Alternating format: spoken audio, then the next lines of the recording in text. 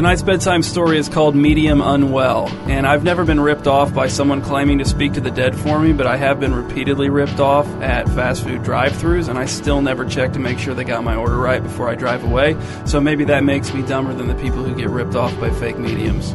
Let's begin. Elena Hafley's father was sick and did not seem to be getting better. He stayed in bed day and night and sweated under piles of blankets. Sometimes his face was flushed, sometimes it was cold and waxy white. He hadn't worked for 2 weeks, neither at his primary job as an event planner nor at his secondary job as a medium who pretended to contact the dead for gullible people. Louise Hafley, Elena's mom, worked at Instant Classic Home Furnishings 3 evenings a week, but she didn't make nearly enough to support the family on her own. They were barely hanging on. The rent was due in less than a week, and they were already 2 months behind. Elena was 16, and she'd felt like an only child for the last year and a half since her older sister Estelle had moved out the second she turned 18.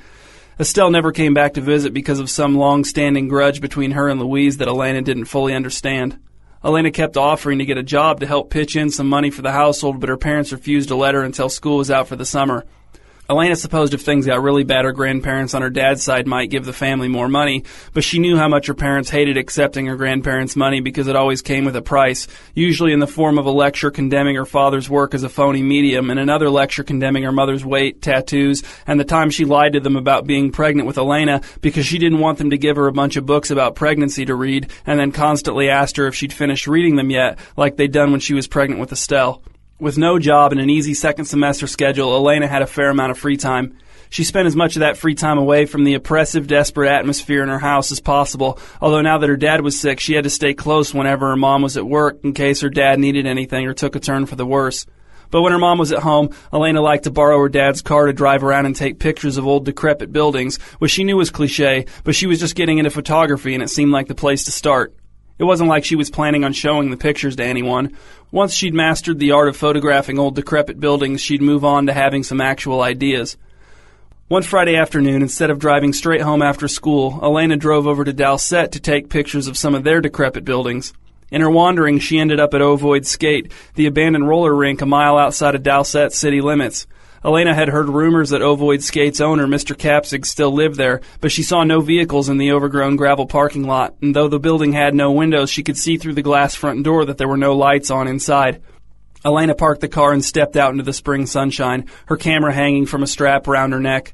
The building was essentially a giant gray pole barn. It didn't have a lot of character in itself, but its isolation gave it a certain solemn dignity that Elena wanted to capture. She set off around the side of the building, searching for the best angle from which to shoot the roller rink, or perhaps a pile of junk that could serve as a subject for another series of photographs. The day was warm, and the long, vivid green grass gave the impression of concealing many unseen creatures, like trembling infant rabbits and praying mantises. Elena walked around the back corner of Ovoid Skate and stopped in surprise, pressing 3 fingers to her mouth.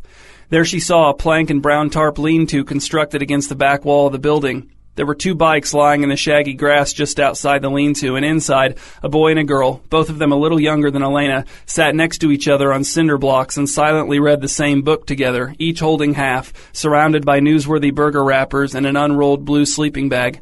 After a moment, the girl tried to turn the page, but the boy grabbed her wrist. "I'm not ready yet." "It's taking you forever," said the girl. "Where are you?" The boy pointed to a spot on his half of the book. "That's all the farther you are?" asked the girl. "I'm more than a page ahead of you. How do you read so slow?" "Forget it. Just take the whole book. I don't even like it." She pushed the book toward the boy and slid off of her cinder block, lying on her back in a pose of exasperated boredom and looking up at the angled tarp roof of the lean-to. The girl had hair dyed black, but showing brown at the roots and small glasses. The boy wore dirty white jeans rolled up to just below his knees, a grimy, rumpled black tank top, and a green visor. Neither the boy nor the girl had noticed Elena yet when she finally said, "Hey, what are you guys doing?" The girl sat up halfway, no more than mildly curious, but the boy jolted and toppled backward off of his cinder block before scurrying out of the lean-to on his hands and knees and leaping to his feet. "Who are you? Did my parents send you to find me? How did you find me?" He sounded more eager than angry or demanding. "No one sent me," said Elena. "I just came out here to take some pictures." She pointed at the camera hanging against her chest. "Are you hiding from your parents?" The boy didn't say anything. He seemed to be carefully formulating a response. "Yeah, he's hiding from his parents," said the girl in the lean-to. She flopped down onto her back again. "He ran away from home." "Come on, Jenna," said the boy, turning to glare at her. "No one's supposed to know." "Well, no one's supposed to know where you're hiding either," said Jenna, "but she knows that." "Why did you run away?" asked Elena. "How old are you?" I'm 17, said the boy.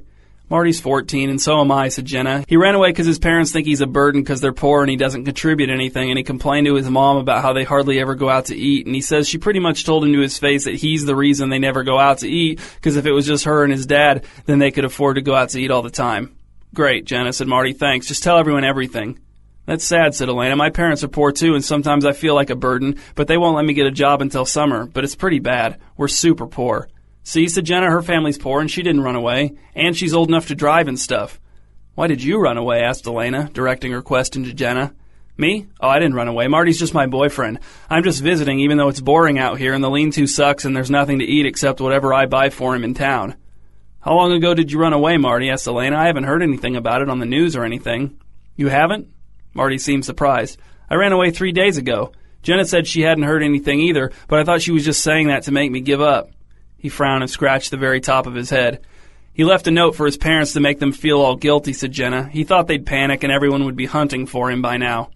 They probably don't want to admit to the police and the news what bad parents they've been, said Marty. They don't want to have to show everyone the note. They don't want people to know they made their own son feel like an unwanted burden. You're such a baby, said Jenna. Who cares? At least at home you've got a TV and internet and a bed and all that. Our internet got turned off, said Marty. My broke parents couldn't pay the bill. Sorry, said Elena. I'm sure your parents are upset. They're probably just hoping you'll come back home soon. I'm sure they're worried. Not worried enough, said Marty. How do they know I'm not kidnapped or dead by now? They have no idea if I'm safe or not. This whole thing is just confirming to me that running away was the right decision. No, it isn't, said Jenna. We all know the whole point was to put your parents on a guilt trip, and that isn't working. If anything, it's confirming that running away was the dumb decision. Marty looked at Elena, wounded and confused. You said you feel like a burden sometimes. What do you think? Elena shrugged. I think I'd rather live in a house, but I can't tell you how to feel. You won't tell anyone I'm out here, will you? No, said Elena, I won't. It's none of my business. You promise? Sure, I promise. She smiled. She liked Marty, and she liked Jenna. They were cute kids. Elena suddenly felt compelled to head home to her parents. Maybe her mom could use some help making dinner.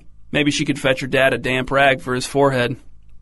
When Elena got home, dinner was already made. Her mom had cooked a pot of boxed macaroni and cheese. Elena spooned some of the macaroni and cheese onto a paper plate and took a can of generic grape pop from the fridge. How's Dad? She asked, sitting down at the kitchen table. Is there something I can do for him? Does he need a damp rag for his forehead? Louise gave her a strange look and sat down across the table from her. She didn't have a plate. Elena wondered if her mom was going to eat tonight. What is it? Asked Elena. Did something happen to Dad? Is he getting worse? What? No. Louise shook her head. Well, I don't know. He might be getting worse. It's hard to tell, but no, that's not what we need to talk about. She paused to slide a napkin across the table toward Elena, to which Elena took some offense since she already had one napkin. Elena's mother continued. You know how you've been asking for ways that you could help out the family while we're going through this tough time? Well, an opportunity came up today, and you're not going to like it, but we could really use your help, Elena. What is it? Asked Elena. I'll do it. I want to contribute. I don't want to be a burden. Don't say that, Elena. You're not a burden. You're our daughter. But we are struggling, and this is something only you can do. Just tell me, said Elena. I'll do my best. We need you to take one of your dad's medium jobs, said Louise. You just have to pretend to talk to a dead person for a client for a few minutes. Your dad's too sick to do it, so I told the client that you inherited his gift and that you could do it tomorrow. I can tell by your face that you're not happy, and I knew you wouldn't be, but Elena, darling, we need the money so badly right now. It could be the difference between us being able to stay here and getting evicted. But I don't know how, said Elena. I want to help, but I don't know. It's not hard, said Louise. Your dad is terrible at it, and you wouldn't believe how many repeat clients he has. I'll show you how. Trust me, you'll be fine. But who is it? Asked Elena. Who's the client? It's a sad story, said Louise. It's a mother from here in Multioak. Her teenage son ran away from home, and then he died. I'm guessing she feels guilty about it, like maybe if she'd been a better mom, her son would still be alive, something like that. So all you'll have to do is tell her that her son says it's not her fault and she shouldn't feel guilty. That should be plenty. Elena said nothing for a moment. Then she asked, Is the son's name Marty? Louise stared at her. Elena. She leaned forward across the table, eyes wide, reaching for Elena's hand. Elena, how did you know that? Are you actually psychic? How did you know that? I'm not psychic, said Elena. I met Marty today. He's not dead. He's hiding in a lean-to behind Ovoid's skate in Dalset. I went out there to take pictures and found him and his girlfriend hanging out and eating newsworthy burger and arguing. Why does his mom think he's dead? I don't know, said Louise. She just told me he was dead. I assumed he ran away years ago. No, said Elena. He ran away, 3 days ago. This changes everything, said Louise. If he's not dead, there's no way you can talk to him. And if you can't talk to him, there's no way we can charge his mom for your services. We can't just have you fake it anyway, because when he shows up again, his mom will be right back here demanding a refund and telling everyone she knows that we're phonies." She sat back in her chair and sighed. "Sorry," said Elena, but she was relieved that she wouldn't have to pretend to talk to a grieving mother's dead son. "But if there's any other way I can help, just let me know. I want to help." "Okay," said Louise. She gazed across the kitchen in the direction of the coffee maker, but she probably wasn't looking at the coffee maker. She was pondering something. Probably the family's increasingly grim financial plight. Elena finished her macaroni and cheese and did not, for all her desire to help, feel compelled to help herself to a second helping. The next morning, Elena's mom woke her up at 8, which was at least 3 hours earlier than Elena preferred to get up on Saturdays. "I have a plan," said Louise, standing in the doorway to Elena's bedroom. Elena shielded her eyes with her arm. "A plan for what, Mom? It's the weekend. I want to sleep in." "You can still meet with the client today," said Louise. "It's perfect. She thinks her son's dead, but you know he's alive. But you can't tell her where he is or anything. You're not that kind of psychic. You just talk to dead people. So, yeah, she pays you to talk to her dead son. Then you sit quietly for a while in deep concentration. You let the suspense build, and then you say, 'Wow, this is weird. I can't find him. He must not be dead.' She'll be so relieved she'll pay us, and then when they find him or he comes home or whatever, your powers will be confirmed. It's perfect." Elena groaned. "Mom, I really don't want to get mixed up in this. I'm afraid I'll say something wrong or screw up somehow, and then something bad will happen, like something really bad." "Nothing bad is going to happen, Elena. These people want to believe, and you'll be telling the truth in a roundabout way. You'll be healing a grieving mother's broken heart." "I still don't get why she thinks he's dead," said Elena. "This is so stupid." "Mothers are paranoid sometimes," said Louise. "We assume the worst. And of course it's stupid. People's stupidity is how we make money. Now, the client isn't coming until this afternoon, so you can sleep some more now if you want to." "I want to," said Elena. But after her mom left, Elena couldn't sleep. She knew her parents would never tell her she was a burden, but she didn't want them to think it or feel it for even a second, not even a hint of the idea that she wasn't pulling her weight, that she wasn't contributing in a positive way to the family. Whether or not her family contributed in a positive way to the rest of the world was beyond the scope of her concern. One day she'd have enough money to take her whole family out to eat, even her sister, and they'd all say, "You don't have to treat us, Elena. It's your money. We don't want to be a burden." And then she'd say, "Shut up. Don't you ever call yourselves a burden. Don't even think it. You're my family, and you don't have to do anything for me." Well, maybe not that harsh. Marty's mom was named Sybil Leames, and she arrived at the Halfleys' house for her session 20 minutes early. She was tall and pale and wore a lavender dress reminiscent of spring, incongruously paired with dirty, battered tennis shoes. She wore a bow in her blonde hair like a child. She shook hands with Elena and Louise. "Do you mind if I sit in?" asked Louise. "It's just that this is Elena's first time with a client, and she's a little nervous." "I don't mind," said Sybil. She looked worn out. "Please have a seat on the couch," said Elena. Her mom had told her it would inspire more confidence in the client if Elena did most of the talking. It would make her seem authoritative. Sybil sat down on one end of the brown leather couch, and Elena sat down across the small living room in a matching chair. Louise sat down on the other end of the couch. "All right," said Elena, trying her best to be a soothing, trustworthy presence. "Now, my mom told me a little bit about what you're looking for, but I think I should hear it in your own words." She kept her eyes locked on Sybil despite the strong impulse to glance over at her mother for validation. "I want to talk to my son," said Sybil, her voice distant. "He ran away 4 days ago. At first I thought he'd just show up again, but then 2 nights ago I woke up at 2:39 in the morning. I remember the time distinctly, and I just knew he had died. I just had this feeling of absolute certainty that my Marty was gone from the world. My husband tries to tell me that there's no way I could really know that, but I do. It's not something I can explain, but I'm sure that you, Elena, with your own special gift, can relate to what I'm talking about." As she spoke, Sybil's voice, though still quiet, began to swell with conviction. Elena didn't know what to say. Maybe this wasn't a good idea. She wondered if it would seem weird to ask to speak to her mother in the other room. "Well," said Elena, "if your son is dead, I'll certainly be able to contact him for you." "He is dead," said Sybil. "There's no if." "Well, that's what we're about to find out." "No," said Sybil, "I already know that. I need to talk to him now. I need to explain something to him." An uncomfortable silence filled the room. Louise spoke up. "Elena will certainly try her best, but we do insist on receiving payment up front. That way thoughts of money aren't interfering with the process." "You know, my husband tried to forbid me from coming here," said Sybil. "Our money situation is not good right now. Not good at all. I didn't even tell him the real price. He thinks I'm only paying you 30, and even that much caused a big fight. Eventually he's going to find out I paid 50, and he's going to be furious. But it's worth it for me to have the opportunity to say what I need to say to Marty. I have to know that he's heard what I have to tell him." She slipped her right foot out of her shoe, and from the shoe extracted a damp, folded $50 bill. She handed it to Louise, and Louise tucked it into her front jeans pocket. Louise looked at Elena and gave her a nod. "All right," said Elena, closing her eyes and leaning back in her chair. "I need complete silence, and I need you to join me in closing your eyes and concentrating on your son. I need you to imagine your son, Marty Leames, exactly as you last saw him. Envision his clothing, the way he wore his hair. Envision the last expression you saw on his face." She opened her eyes just enough to see if Sybil was following instructions. She was. Her eyes were closed, at least. It was impossible to tell if she was envisioning Marty or not without being a psychic, and Elena was in no way psychic. Elena looked at her mother, and Louise mouthed the words, "Keep going." "I have arrived," said Elena, her voice consciously ethereal. She closed her eyes again. "I am among the spirits of the departed." "Do you see Marty?" asked Sybil. "Let me talk to him." "I do not see him," said Elena. She thought it might seem more believable if she dragged it out a little, but she really just wanted this to be over. "He's there," said Sybil. "Keep looking." Elena was silent for almost a full minute before she said, "No, your son is not here, I'm sure of it. That can only mean that he has not yet died. Otherwise he would be here, and he is not. So he isn't dead." "No!" shouted Sybil, springing to her feet. Startled, Elena opened her eyes and gripped the arms of her chair. "He is dead," said Sybil. "He's there. He's probably just hiding because he doesn't want to hear what I have to say. Marty, you listen to me. I know you're there." "This isn't how it works," said Louise. She stood up next to Sybil and put her hand on her arm, but Sybil shook her off. "Marty, wherever you are in there, I want you to know something. We read your little note, your little guilt trip. It didn't work. Your father and I don't feel remotely guilty. You brought this on yourself. You didn't have to be a burden, but you chose to be a burden. How is that our fault? It's not. You were a burden in life, and now you're a burden in death." He doesn't hear you," said Elena. She was shocked, scared. She had not anticipated anything like this. Sybil forged ahead.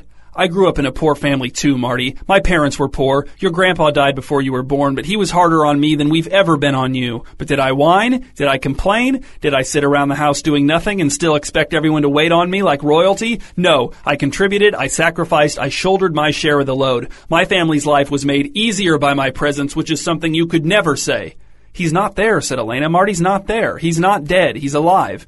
"You're lying," said Sybil, almost spitting the words. "You're hiding him. You're covering for him. You think you're protecting him from his awful, hateful mother. You don't know what he was like. You don't know how he's dragged our family down." She turned to face Louise and thrust out her hand. "Give me my money back. I paid to speak to my son, and you won't let me." "You paid for a consultation," said Louise, trying to sound brave. "That's what you got. You got good news. Marty isn't dead." "You're wrong," said Sybil. "I already told you I know he's dead. Give me my money." Her voice rose nearly to a shriek. "Give me my money!" Louise flinched and dug the $50 bill out of her back pocket. Sybil snatched it out of her hand. "Call me when you're ready to let me talk to my son," said Sybil. "You have my number." When she was gone, Elena and Louise collapsed side by side on the couch. "That was scary," said Elena.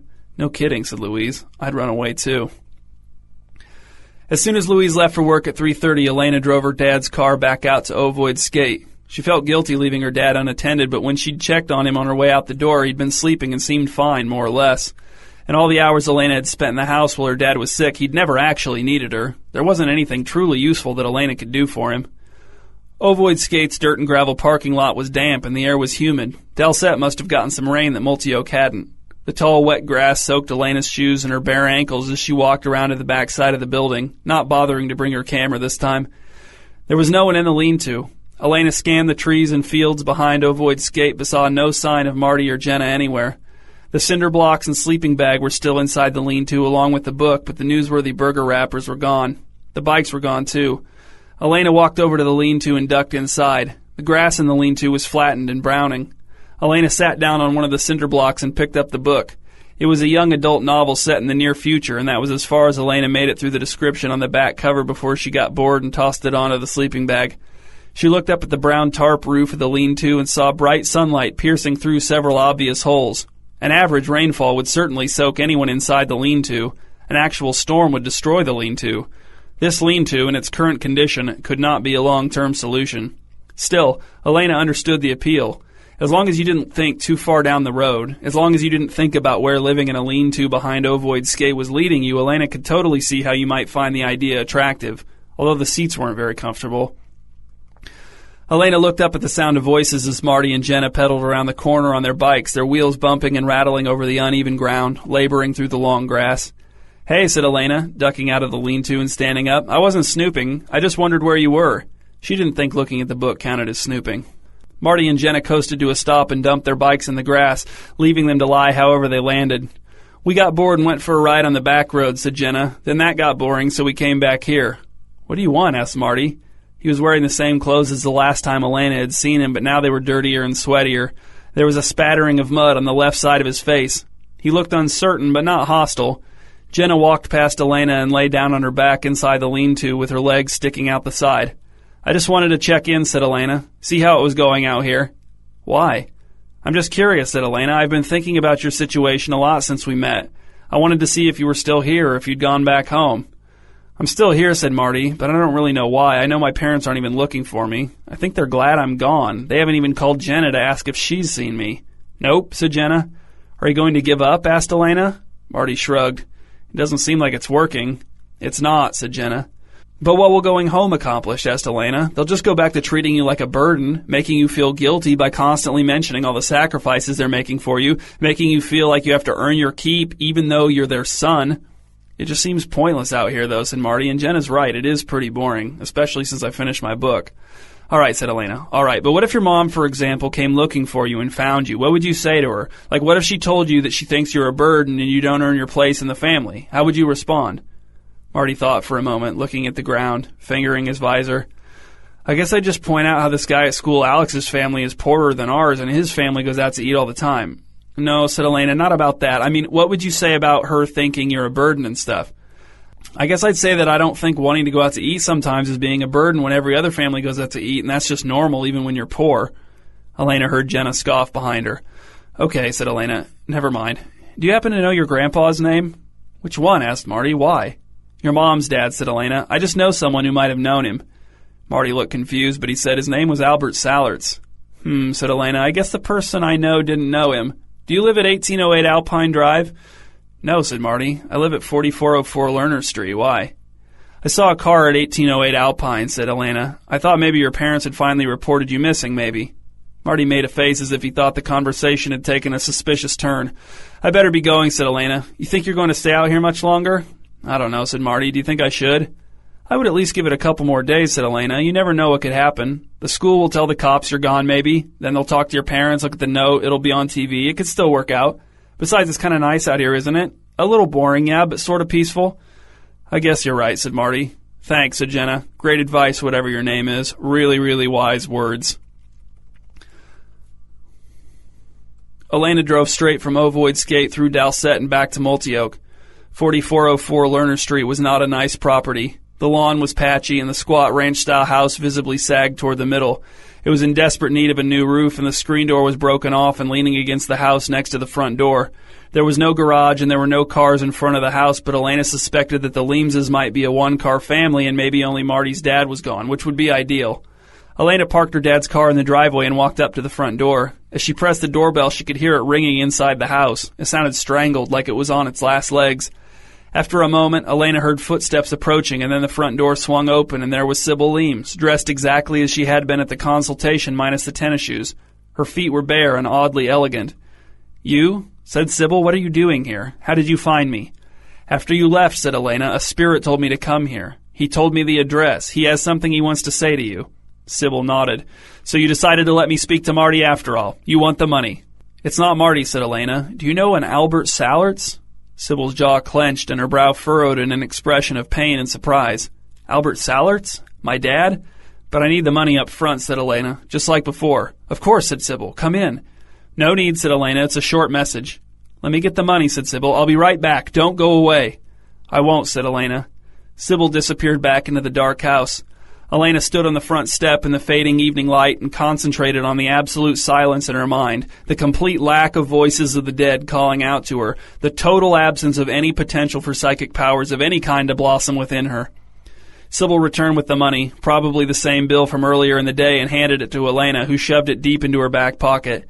Then Elena closed her eyes and said, "Sybil, this is your father, Albert Sallerts." She didn't bother to change the tone of her voice. "Yes," said Sybil, her voice a thin whisper. "What is it, Dad? What do you need to tell me?" "There's no easy way to say this," said Elena, "but you were an immense burden to me and your mother. Our lives were much more difficult because of you. Much more difficult. You know why?" "Why?" asked Sybil. Elena's eyes were still closed, but she could hear in Sybil's voice that she was crying. "Because all children are burdens," said Elena. "Even you. Especially you." Elena opened her eyes. "That's all. He's gone." Sybil, covering her eyes with both hands, turned and used one elegant foot to close the door in Elena's face. On the way back to her house, Elena made 2 stops, one at the hardware store for a new brown tarp and another at the used bookstore where she bought a stack of young adult novels. Almost all of them were about dystopian futures. All told, she spent just over $35. She left the tarp and the books in the trunk of her dad's car. She'd deliver them to Marty in the morning under the pretext of taking more pictures. Photography was the perfect hobby to excuse aimless wandering. It was possible to divert all questions into conversation-killing monologues about quality of light. With the new roof, the books, and a pleasant weather forecast, Elena figured Marty could last another week as long as Jenna kept bringing him food. If Marty's parents didn't crack in the next couple of days, maybe Elena could call in an anonymous tip to the police about a missing classmate. She wouldn't give a location or anything, just let them know he was gone, just enough to drum up some interest, some publicity, just enough to get the machine going. When Louise got home from work, Elena met her at the door. "Let's go out to eat, Mom. Just you and me. Pad's Hot Dogs is still open." Louise gave her daughter a sad smile. "Sorry, Elena, you know we can't afford it."